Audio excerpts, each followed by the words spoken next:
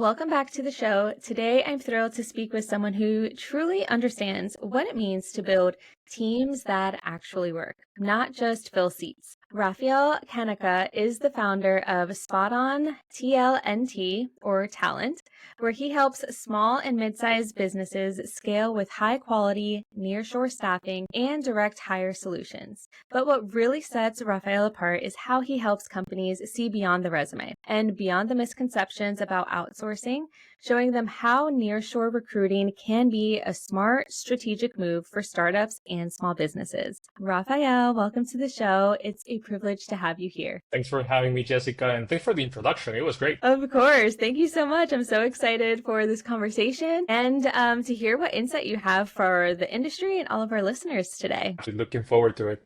Thank you. So to kick things off, can you share a little bit about who you are and your journey, and how you got started in recruiting and ultimately led you to found SpotOn Talent? Absolutely. I'm gonna summarize it because we won't take like the whole 30 minutes on that. Yeah. So I actually started in the BPO industry or business process outsourcing or call center, however you want to call it, back in Honduras. So it was actually the one of the first call centers over there. That being said, I was one of the first hires.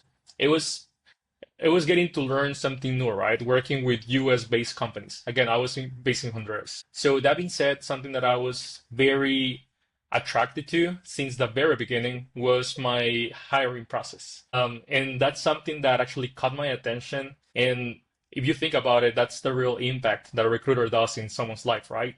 If that recruiter that actually talked to me the first time made that impact that I wanted to see what recruiting actually was, it's something that actually took a real or made a real impact on the long term in my life. So that being said, started in call center as a sales agent back then, and they opened once the recruiting assistant role. So funny fact, I just went ahead and applied right away. Brand new first job, not even 3 months of experience working for someone. So obviously I had like the straight no. I didn't have the experience. I didn't have the background. You can call it, you can name it, whichever you want to do it. And they were right. Back then, I only thought about recruiting as meeting new people, and that was pretty much it for me at that point. However, I actually moved to Spain for a while. Then I came back to Honduras and went to a second call center, which became actually one of the biggest ones in the country. So started as an agent, similar. The difference was that it wasn't sales anymore. It was customer service now. I wasn't good at customer service though, but I had the opportunity. It was wave one. So I saw that they had some posters around that they were having an open house. And I asked a friend of mine, like, hey, what's an open house? I hadn't heard the term before. Again, I was fairly new on this corporate world, especially on the working side, right? He mentioned that actually they were hiring. So that being said, like they were gonna have an open house for people to come to the office and be able to, bring their resumes, how it goes, you know the drill. So I just told him like, hey, I want to volunteer. So how can I do it? It was a real blessing, I could say, and it was I was lucky that he actually knew who the recruiting manager was back then. I had the opportunity to go ahead and actually help on that first day. I met her. It was again, as a parenthesis. The funny part is my training in operations was from 4 p.m. all the way up to almost 1 a.m. So I had to go ahead and volunteer from 7 a.m. all the way up to 3 p.m. and then go to my training in order for me to be able to make it over 12 hours, we could say. And I was like, okay, I'm in. Let's do it. So I went ahead. They showed me how to do it. Basically, they gave me like a whole bunch of resumes. And it's funny now that, you have all these ATSs and everything that you don't need all of that anymore. Right. So I started calling people out, just pre-screening, scheduling for the next day. And most of the candidates that actually scheduled, they were actually hired. So that being said, they gave me the opportunity to keep volunteering until they actually promoted me to be a recruiting assistant. After a couple of months, they were expanding throughout the country, and they gave me the opportunity to go to another city to be able to actually go ahead and lead the recruiting efforts in order for them to be able to build it. So from 500 people around that they were back then, we grew the company all the way up to almost 3 to 5,000 if I'm not wrong. Massive hiring, great opportunities. I work with a lot of different logos, but again, that's one. I think that experience gave me like a really good vision of what recruiting was. But then I actually also had the opportunity to move to something completely different, not mass hiring, something more niche, something more specific, which was IT recruiting for a company back in Louisville, Kentucky. So started over there again, started as an IT recruiter, got promoted after a year to recruiting manager and had the opportunity to work onshore recruiting. So I was working only for the US at that point, only for technical roles, and it was completely different. I had amazing mentors. My recruiting manager, he was amazing. The company's owner back then, I think he was one of the best mentors I've ever had. The sales manager back then as well. Like we worked side by side.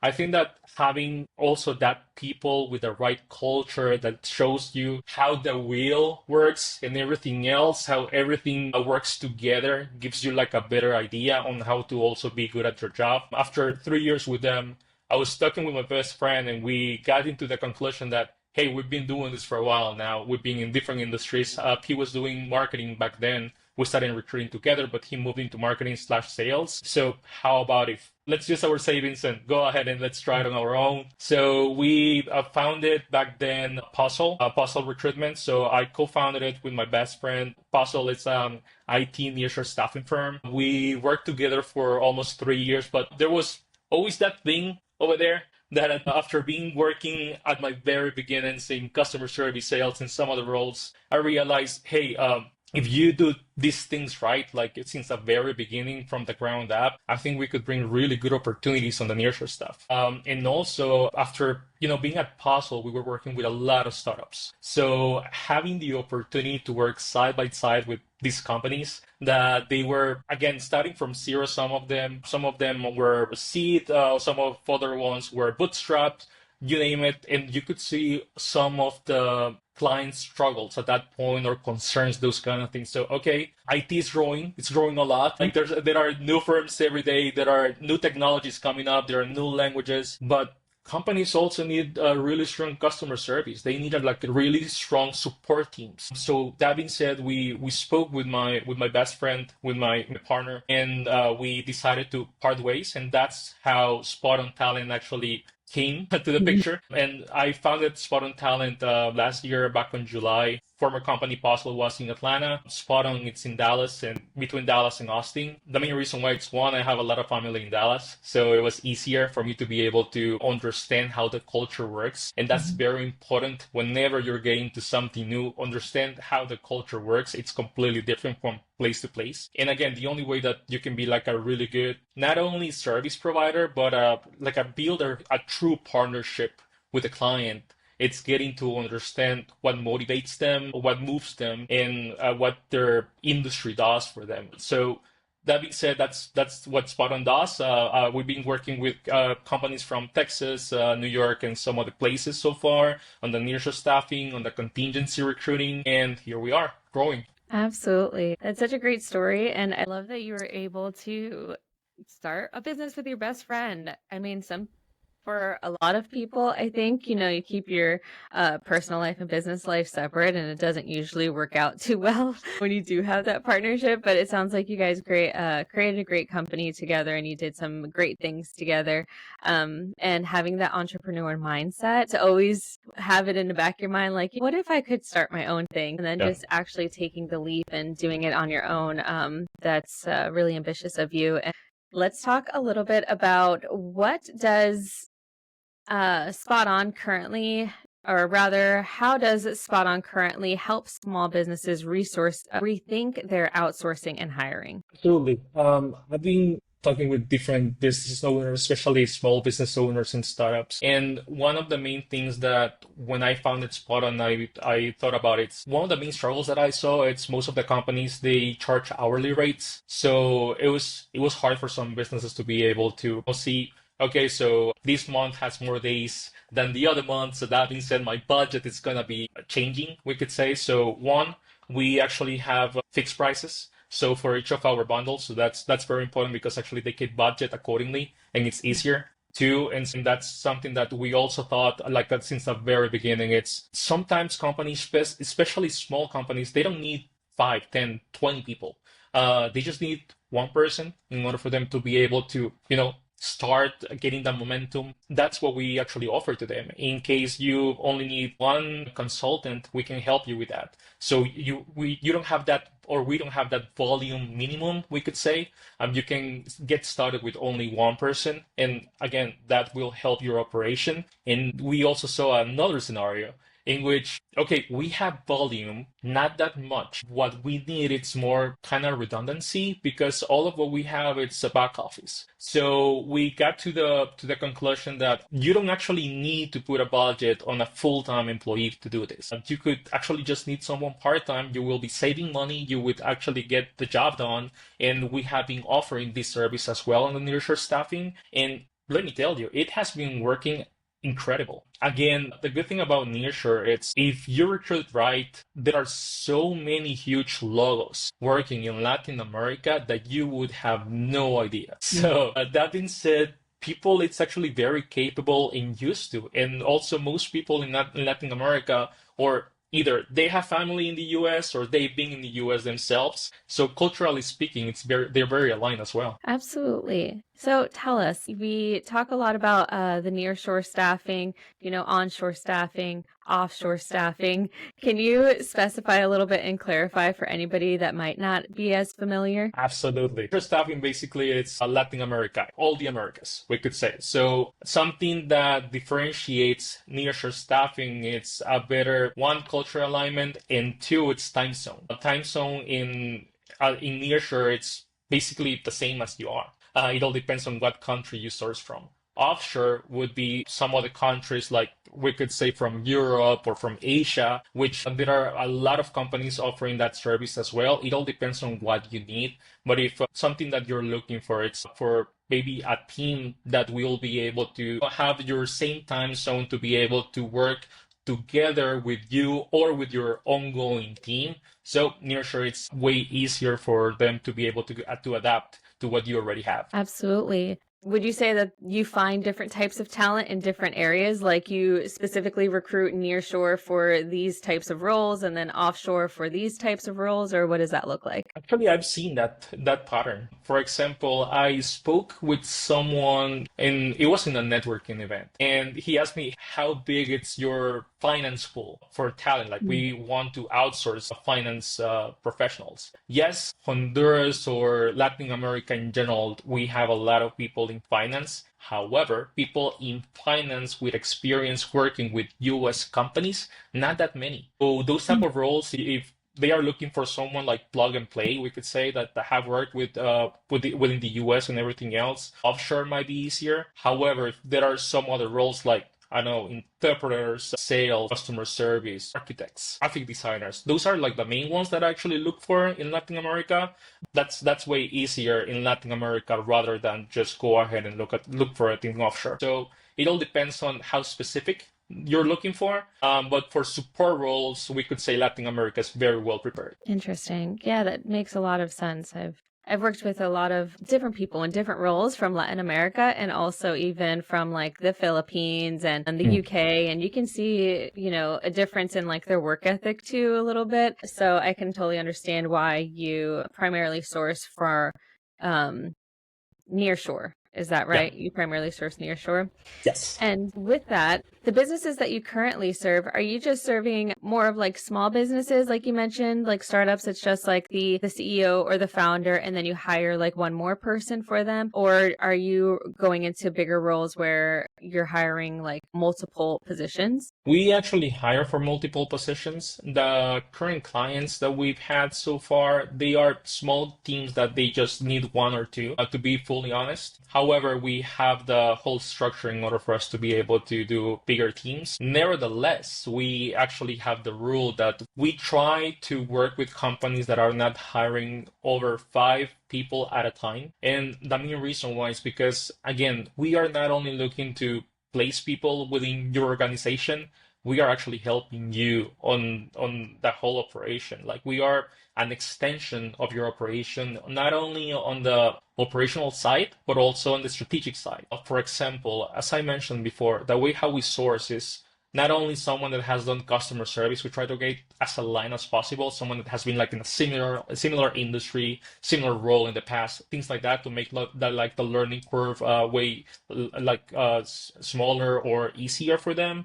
And we talk to our people. So that being said, if, just for an example, we're working with a small company and they have a process, like a specific process. And after working for a while with them, the consultant comes to us in a one-on-one because actually we actually have one-on-ones with them. They mention like, hey, we are doing things this way. However, I think that we could improve it doing it X, Y, Z. I also want to give a parenthesis over here. They can actually go ahead and have this conversation with a client directly. They don't need us to be filtering all that information. But in case they don't do it directly, so we go ahead, talk to the client, mention it to them, and if they're open to it, we actually help them to be able to build that new process and be able to execute it. And we follow up and create a KPIs around it and be able to provide them like real metrics around that. Because at the end of the day, it's not only what we say we can do, it's what actually we can prove we can and everything that it's tangible. Absolutely. So with that, it sounds like you're doing a little bit of consultancy as well. Is Yep. that more of what your offer is, not just placements, but also ongoing consultancy? Yeah, that's correct. And that's part of the actually part of the deal. Like it doesn't matter if you have only one person or you have a whole team. The consultancy it's within the service. Because again, we are not only over here doing staffing, we actually like to be partners of our clients. Absolutely. Being a partner is different. It's a different mindset for, I believe, the client. I'm thinking about like, oh, I'm hiring an agency to do this for me rather than no, you're somebody that's actually in their business with them. You're a partner, you have a role within their business. And Yeah. so it definitely builds that camaraderie between each other, that trust factor a little bit more. And I'm sure that you probably have good retention with that with your clients as well because of that. Yeah, and also to with our employees. We care about our people. One of the reasons why I got into recruiting is because I'm a very human-centric individual. I've been very operational driven, surely. However, it's you learn a lot from making the right questions and just learning how to listen. So that being said, there's a lot of added value that we can bring to our clients on those kind of things because we've been doing this for so long, not only as founders, but also we've been on the ground, like with, as I mentioned, with big companies that we've learned like on those type of conversations, right? Sometimes it's funny because you're having a beer with someone, with a friend of yours that maybe it's within the industry or something like that, and they are mentioning like something so simple like, "Hey, I told my team lead that." We could improve this by doing something very simple, like a small tweak. However, they're working for such a huge company, like a monster, a corporation. Like that's not even within the conversation. And maybe it's just the way how they've been doing it for so long that they don't want to change it, which is very, very common in this type of industries. And that's the main reason why we like to work with small companies, because they actually can see the added value that we can bring just by listening to our people. Absolutely. And I know that you've mentioned quality over quantity in the past. Can you share a little bit about how you practice that when placing the talent and then even on the other side when you're actually finding companies to partner with? Absolutely. There are different ways of doing it. One of them is, for example, one of the reasons why you can hire an agency, especially when you're hiring, is because you can post on your own, but you have to filter all those resumes that comes in, right? 300 plus resumes if it's like a very common role, if it's a bit more niche, 50, 100, you name it. So that being said, equality over quantity, it's that we go ahead, vet. First, we just go ahead, source, we vet, like truly vet the profiles and everything else, what the experience has been. We cross-reference between different sources to see that everything makes sense and everything it's aligned, we could say, to what they place in paper. And we have those type of conversations because we're not only looking for people that are technically a good fit, Also, they need to be a cultural fit. So when I mention quality over quantity, if you go ahead and tell me I need 50 people for about a week from now, very common in the BPO industry, by the way. Wow. I always give you the same answer. Yes, it's possible. However, it's gonna hurt you, like on the long run. Like I wouldn't recommend you. I wouldn't suggest doing that because it's gonna hurt your operation because you need to have like a very controlled batch of new hires because again there's a learning curve on every product. I can tell you that I can bring you people and I actually we've done it a lot that has the experience within the industry or within similar services or products. But again, your product is unique. That's Mhm. why you have a product. So there's always a learning curve on that side, and that learning curve needs some guidance, some support within the first at least 2 to 3 weeks. So imagine giving support to 50 people at a time. It's gonna be a kind of a hassle for you as a business owner, for your team as well, especially now placing more factors over here. You have 50 people and you are in high season. They don't have the head to do it. Yeah, They that's a are lot. all over the place. So quality over quantity is that plan accordingly. Sometimes you only need one, two, three, five people at the most, and that's very easy for you to be able to control the outcome. Any number above that, yes, it's possible, but you need to have like a really strong structure and a really strong plan to make it happen. Absolutely. Absolutely. And I love that you do take it back a notch. Like, wait a minute. Let's see what you're actually really needing here. And let's see, okay, let's find some key A players that can really support your business, take some ownership of the business, and support with the day to day for right now. And then add on more as needed, little by little in the Yeah, long term, not just bombard you with all of these new employees. And then the training, the culture can get lost, yeah. and it's things can fall between the cracks. So that's really great. And I can totally identify with you how that is quality over quantity. And also, even how you mentioned you don't just go by what's on paper, just the resume when placing candidates, how you're really cross referencing and really kind of doing your homework on who this person is, what's their history and their background, and, tying that all together to determine if this person is, indeed a good fit for the position. So that's Yeah. really great. Do you hold them accountable at all? I know you're working with the client on like a consultancy level, but what about the placement? Do you follow up with that, during this time? So are you part of the accountability process? I know that you had mentioned like some KPIs there. What does that look like? And I guess that you're asking about a contingency recruiting side, right? Like when it's direct placements. Yes. Okay, awesome. Yes, actually, we do. One of our policies is a 90-day replacement policy in case it Oh, doesn't work. And something that we do as well as an added value, it's we don't charge the whole fee upfront or when they get placed. Actually, it's a 50% once they start and a 50% after those 90 days are over. oh, Because again, it's one way as we go ahead and take that risk or at least minimize it as much as possible for you. Because again, if you're a small business owner, budget is key. Cash flow is key, and we don't want to impact it whatsoever. So we are constantly following up not only with the hiring manager but also with our placement, just to make sure how they're feeling in terms of culture and how they're feeling in terms of their learning curve of the product. If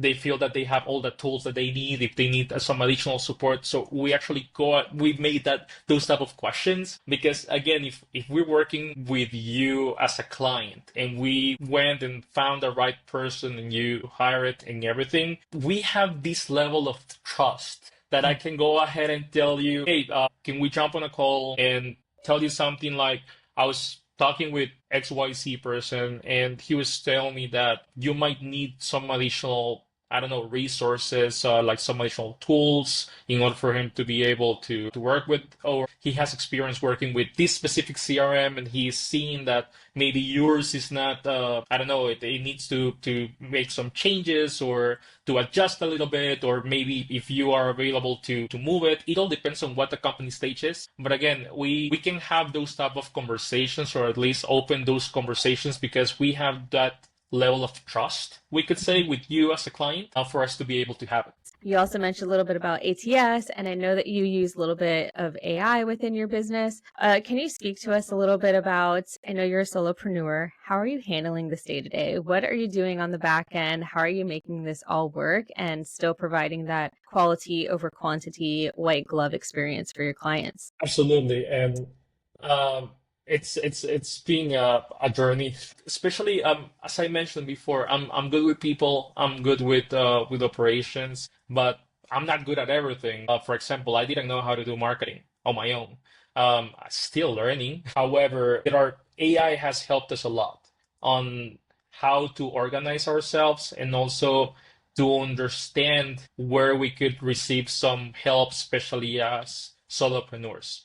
On the marketing side, just to mention something, I use something called Blaze.ai. Great tool. I've always will recommend it for sure. The main reason why it's because it's easier for me to go ahead Saturday. I have nothing else to do. Sit down for what 5, 7 hours and plan accordingly. Like create and right now they made a lot of new AI enhancements, so fully recommend it.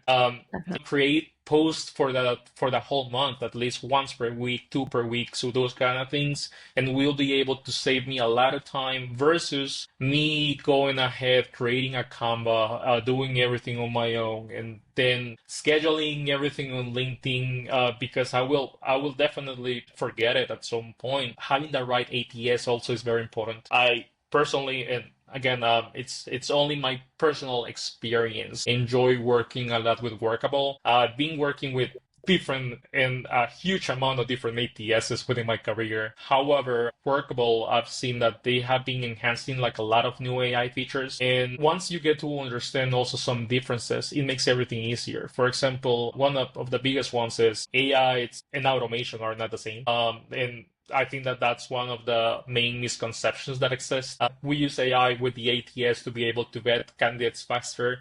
We use also AI in order for us to be able to refine resumes. Not only because some clients they just use generic resumes whenever they need something, especially on their first hires. So it helps us a lot because we are able to go ahead have this conversation with a client like, okay, great, so this is the resume, but what do you really need? Like, can you tell me like what's gonna really be the day to day? Like, when was the last time that you actually reviewed this? Where do you actually need some support? You're telling me that you need someone for tech support, but is that the only thing that they're gonna do?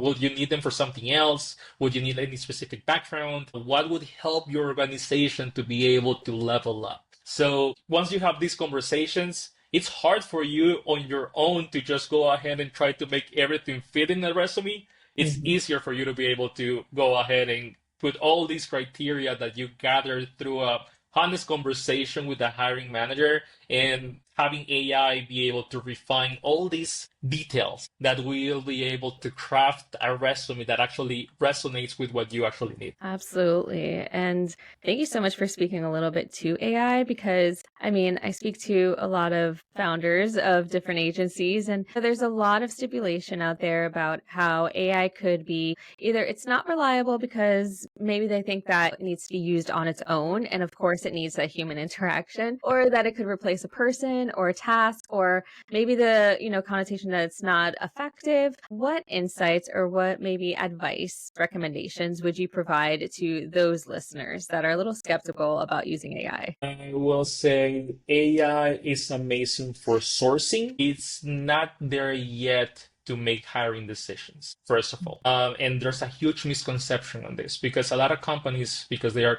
growing very fast, they are relying fully on AI or they think that they can fully rely on AI. And that's tricky and that's risky because on the long term, think about it. It's more expensive for you to be hiring over and over and over again because of the rotation compared to actually having sourced X amount of resumes. For example, let's get a step back and think about Workable. Just as an example, not only Workable, there are a lot of other ATSs that does this. They rank the resumes that they get. That's one of the main reasons why having an accurate job description is very important, because there's no way for a resume to be ranked appropriately if the resume is generic. The job description is generic, sorry. So that being said, it's know where you actually can use AI versus don't assume that AI can actually do absolutely everything for you. It can refine things, absolutely. It can refine emails. It can refine ways on how you're going to be making automations as well if you make the right questions. Those kind of things, absolutely. Use AI for that to make those kind of questions. Refine job descriptions, absolutely. Fully, like I'm fully on board with that. I do it a lot. And also, as I mentioned, it works more on the sourcing side. But now, if you go ahead and I know there are a lot of tools right now that they interview people for you and they just start vetting people after the interview. I got offered a couple of times on those types of tools. They might be good, but I don't think they might be there yet. At least if you can have it as a pre-screen, like, okay, you said, but have a recruiter to go ahead and actually look at the whole interview and listen to the whole interview and take his or her own notes, that's Right. okay. But if you let a machine right now to tell you, okay, let's move forward with this person, yes or no, I wouldn't suggest it. Yeah, absolutely. I love AI and I have so many different tools and there's so many different tools to use for different things, but we do need it's AI, artificial intelligence, and we need that HI, that human intelligence aspect of things too. And so I think it's really great how you're using it and all the recommendations that you have for that as well. So I'm sure that you'll provide some insight for listeners who are maybe a little skeptical in trying it. At least now they have, a framework as to, okay, I can use it for this. It's okay to use it for that. But still realizing that you need that human interaction, that human Yeah. element in it. What about your business? How do you find your clients and also like the candidates? Well, I rely a lot on LinkedIn and on networking, we could say. LinkedIn has their own tools for sales, a sales navigator. For recruiting, it has the recruiter. It could be the light or the enterprise, depending on what's your stage. Something that I always recommend to companies is if you are not actively hiring, like constantly hiring, it can be a bit overwhelming at some point, especially if you don't go ahead and learn how to use it and don't know what you're actually looking for. That could be a bit overwhelming. How we use it specifically, especially on the sales side, it's one, we network. Like we actually are present on networking events around Texas, especially in Austin. Austin has like a way more events, like Mm. networking events compared to Dallas. However, Dallas, it's getting there. Right now in August, they have a huge event, the Dallas Startup Week. They also has Dallas Meetup, which is a huge event over there. Austin has the Tech Week on October, San Antonio as well. So Texas has been, if you can see, it's has three or five of the main cities, like of the, what is it? It's the fast growing cities in terms of startups and businesses. That being said, being present for us is very important. Two, it's ask questions to people that it's already on the industry. It's very important for you to also understand where maybe you are overlooking. That's something that happens a lot.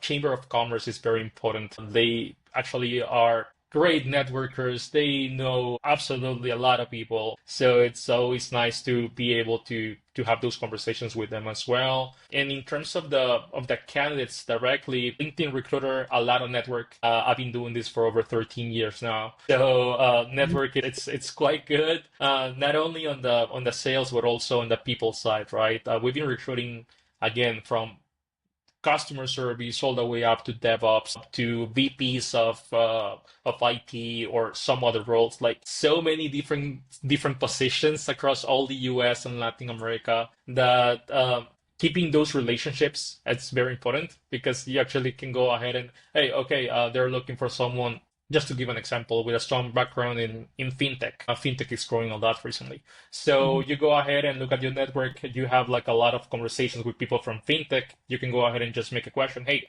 who have you worked with that you might be, or you could refer something like that. Referrals are always a great source, but again, that's only one part of the business, right? That's only sourcing. Mhm. Then what actually matters is once the interview comes, have all the information about the company that you're looking for, like your client, because you need, again, that job description to be up to date.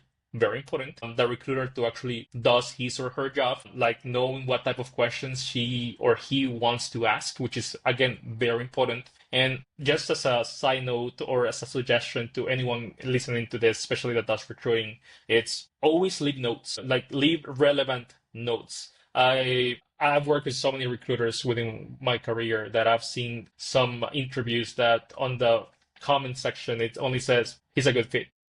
Not very helpful. That says nothing. That says nothing to me. And believe it or not, that's more common than you imagine. So those kind of things are very important. Taking notes, relevant information, pros, cons, those kind of things that actually a hiring manager wants to see. Because those are insights that everyone needs to know. The hiring manager as your client, and also the company, like we as service providers as well. Why? Because let's say he doesn't work or she doesn't work for this company in specific. If you don't have notes, how will what type of company this person could work for? You need to do everything all over again in the future. So it's Absolutely. those kind of things, right? That people would say that, okay, it's common sense, but believe it or not, it's not. Yeah, setting yourself up for success is super important. And even if you're not in that role, set the next person up for success. Or if you Yeah. do the first interview, whoever's going to be doing the next interview, they need to know, a little bit more details without having to maybe rewatch a recording or do all the manual labor of looking at the resume and, researching this person. Definitely taking notes is really, really important. Yeah. Where would you say that you see spot on being in the next 6 to 12 months? I would say a lot of growth. We would like to actually be speakers on some networking events as well. Yeah. Yeah, it's that's very important to me specifically. I'm very, as I mentioned, human centric and culture driven. So that being said, being able to also teach companies or be able to give my insights about what type of things they might be overlooking. It's not only us being the service providers, is also letting people know which would be or which should be some ground rules in order for them to be able to be successful. Spot on its own, I would say I'm looking ourselves to grow a lot within the next 12 months. I'm very, very driven on the startup side. I'm very driven on the small and mid-sized businesses. I'm so driven at it that we had like two opportunities with very big companies that they actually called us and asked us if we could go ahead and be able to give them services, and we turned those offers down. And it's just because it's not our culture. As I mentioned, mass recruiting, quantity over quality is it's not our thing. It's good money, but at the end of the day, if that will impact your vision and that will impact your culture, it's not even worth it. At the end of the day, it's not everything or always about money. It's always keeping also your vision intact. Absolutely. And I love that you have your vision and you're not stepping, well, yeah, maybe it's another client or two. It's nice money, but it's not your culture, how you said, and you're sticking to your values and your morals. And I think that's really great and important, especially stepping into a new growth pattern, and really identifying who you want to work with and be selective of who you want to work with and not just take on any client. So that's really great. Is there anything as we're wrapping up today that you would like to share that's been working really well for you and your business, that you can provide some insight on, or maybe even some challenges that you've overcome that you can also provide some insight on? Absolutely. Let's see. On the challenges side, it's being a solopreneur is not easy.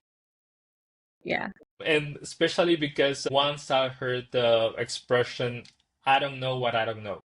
Mm. So being an avid learner, that's very important in order for you to be able to spot those kind of things that you might be overlooking at. That's very important. Don't rely on the good old ways that what you've done. It's at the end of the day, things change rapidly, especially now. So you need to be prepared to be able to keep the pace on how the market works first. Second, don't be afraid of AI. Use it. Actually, it's AI is here to support us. So it's a super powered assistant. However, it's not here to replace us. Something that we mentioned with my one of my best friends is the only way you could be afraid, especially as a recruiter, to be replaced by AI are two reasons. One, you are not human centric. You're doing like the most basic part of your job. No follow-ups, no feedback, only the basic part that can be replaced. And two, you are just sourcing for keywords. You're not actually putting some mind to the resumes that you're looking at.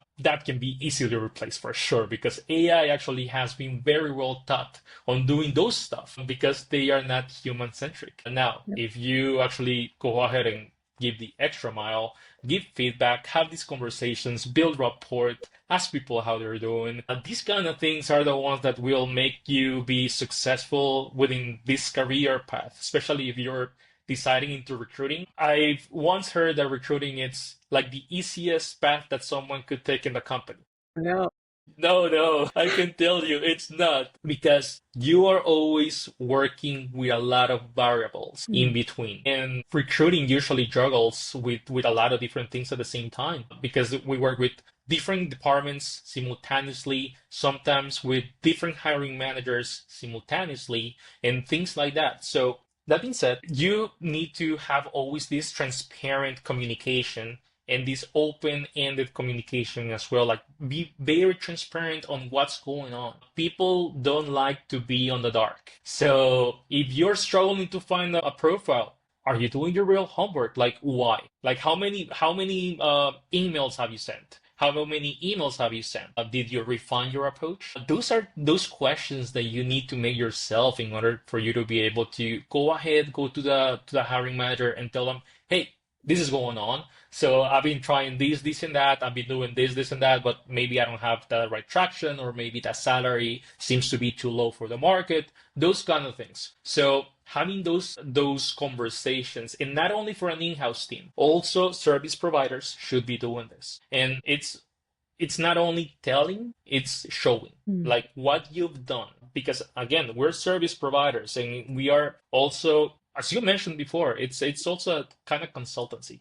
We are teaching our clients some things that they might just ignore. So yeah, I think those would be my 2 cents over here. Yes. Oh, so much great insight. Yes, I can totally relate. And I think you really shared some really key points there and advice for our listeners. And I thank you so much for being here, Rafael. This has been a really fantastic conversation. And I really appreciate you sharing your wisdom and your journey with us. But before we wrap up, can you share where listeners can find you or follow along for Spot On? Absolutely. You can find us in LinkedIn as SpotOn TLNT. You'll see our logo over there. And also, you can find me as Rafael Canaca on my LinkedIn as well. Always happy to connect if anyone has any type of questions, not only as service providers, but also as professionals that they would like to understand something about the market or anything. We're always here to help. Absolutely. And having that partnership and networking virtually as well is super impactful. And we can definitely learn off of each other too. So it's always great to reach out and to get some support that way. So thanks again for being here. This was a really valuable conversation and I can't wait to share it with our audience. Absolutely. Thank you. Have a good one. Bye. Thank you.